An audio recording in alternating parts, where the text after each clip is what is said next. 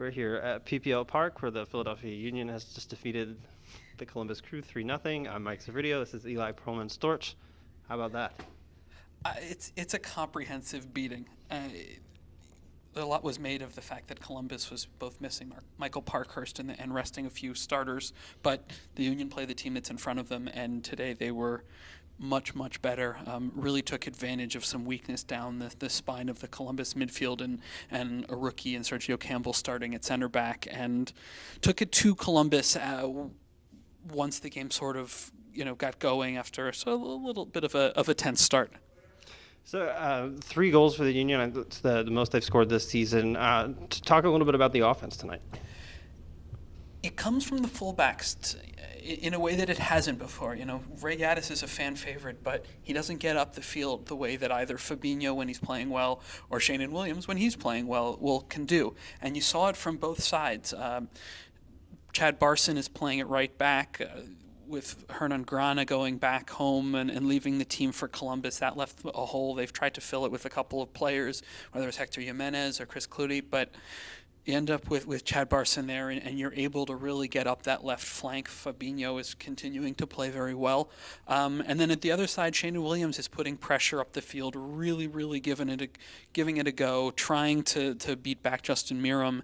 And you have a lot of pressure. And Jim Curtin talked in his post-game press conference about their defensive strategy of when they lose the ball, 5 seconds of intense pressure to try and get it back, and then returning to their defensive shape. And it worked very well tonight, as you didn't have the regular chemistry in the Columbus midfield, and the Union were able to disrupt them and really get a lot of pressure. Well, let's talk about the other defenders then. You have Maurice Adu, you have Brian Carroll in this group, and then you have Richie Marquez. Do you think Richie Marquez has done enough to cement himself as that second center back right now? Absolutely. He's inexperienced. He's 22. He's from D3. Who cares? He's big. He's strong. He has very good feet, and he clearly is up for the occasion. And the question is, does he supplant Ethan White? Absolutely, because he's a better soccer player. White has physical. I think he has a better upside, is what you're saying. The passing, I think, is right, and that's when I say the soccer part of it, the reading of the game. It's not just a physical thing. He takes good angles on the ball. He does all that stuff that sort of helps him pass the eye test, and if you'll watch our interview with him, you'll see he was very excited about playing with Maurice Adu, playing with Brian Carroll, playing with guys who know the game as well as they do, and they've really helped him. Carroll's a guy who a lot of people thought was done. I thought he was pretty well done, but in these games where the Union have put enough pressure on that he's no longer being forced into those one-on-one battles. So instead he's able to sit back, screen that back four, and jump into passing lanes. And that he still does very well, as we've seen these last few games, where he doesn't have to get into the physical confrontations and try and stop a guy with a full head of steam, but can sit back, read the eyes, read the movement, and pick off passes. You talked a little bit about Fabinho and Shannon Williams getting up on the wings. Can you talk a little bit about Sebastian Letou and Andrew Wanger and what they contributed down the sides today? This was sort of the Sebastian Letou game. We spent the first half an hour kind of cursing his confusing movement. He's in, he's out, he's dipping, he's dodging, and his teammate doesn't, they don't know where he is. You look at Shannon Williams and Brian Carroll both passing the ball directly to Columbus and throwing their arms up because he's not where they want him to be. But he continues to go towards goal. He continues to make his runs, and you saw on the first goal that beautiful delayed entry pass from Maidana to set Letou up to then roll it across right into Sapong. A great run, a great cutback, and then he gets in on the end of Shannon Williams' cross. Another great team goal. You were talking about it. It wasn't just the run from Shannon Williams. It was Sapong dropping in, putting guys on his back, making people miss, to then set everyone moving forward. And that's what's happening is that the Union are able to win a battle in the midfield. You talk about the first goal and Maurice Adu stepping forward, picks off a pass, wins the battle in the midfield, immediately puts Columbus on the back foot, and then they're off. Similar things. Obviously, the second goal, they're on the back foot because Steve Clark looks up, tries to throw the ball to someone who is not paying attention, can't grab it back, and that goal is a gimme and a clunker. But Then again, on the third goal, the same thing. It's good pressure. They win the ball. They think they have it contained. They don't. Williams comes blowing through on the right and lays in Latu. CJ Sapong scores his second goal in 3 games. Didn't score on the weekend against DC, but I think a lot of people rated him as having a very strong performance in that one. Fernando probably a little bit unlucky, has to come off with the injury most of the way through the first half. I mean, have we gotten to the point with CJ now that he's back training with the team full time for a couple of weeks now? Does he have to start this weekend? The answer to that is yes. Let me hit on Aristigueta for a second, and then I'll go back to Sapong. Very unlucky. The Union still haven't earned a penalty kick this season, and that was the clearest shout you're going to see. Pokatets comes up behind him, kicks right through his trailing leg. When you see a player go down that hard holding his leg and then have to come off, that was a foul. That was a penalty. Clear as day, a penalty. And Jim Curtin's going to watch that on the replay and just throw his arms up. It's a ridiculous call, especially with the referee in perfect position watching the whole thing.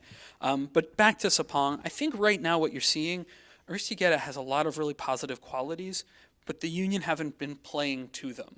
With Latu and Wenger being so selfish. They're selfish players, and that's not necessarily a bad thing, but that's who they are. They're not looking to interplay with him, and this front of the Union attack is about athleticism right now, and Sapong is giving you that. He's making the runs, he's crashing into the box, and he's looking for scraps.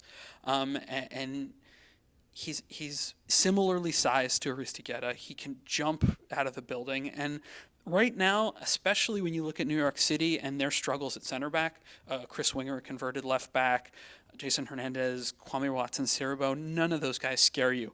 And with a little bit of form and with his athleticism, there's no way Sapong goes in there and doesn't feel like he can take those guys apart. The one position that we really haven't touched on so far yet is the goalkeeping position, which it seems silly at this point that we don't have to talk about it. Brian Silvestre seems like he's come in and taken the job.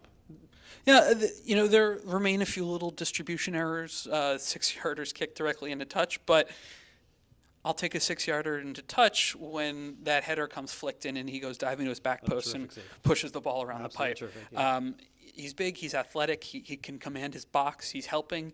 The organization is there, that defensive organization is there, and he deserves a ton of credit, and the Union should try and sign him because right now when you look at the goalies on their roster, Andre Blake will hopefully be back soon-ish. We continue to hear mixed reports on he's starting to train again, but we'll see how long it takes for him to be back because he was training for quite a while after the last injury before he re-injured himself.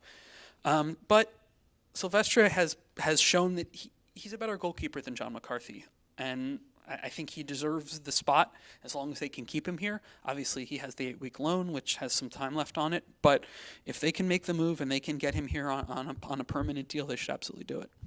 Okay, so they go into the third game in the week, New York City FC on Saturday night. Today was the first time they have started the Union has started the same lineup back to back. Do we see that same lineup on Saturday now? No, because Sapong, I believe, will get the start up at center forward. I wouldn't be surprised if the other 10 are the same, though.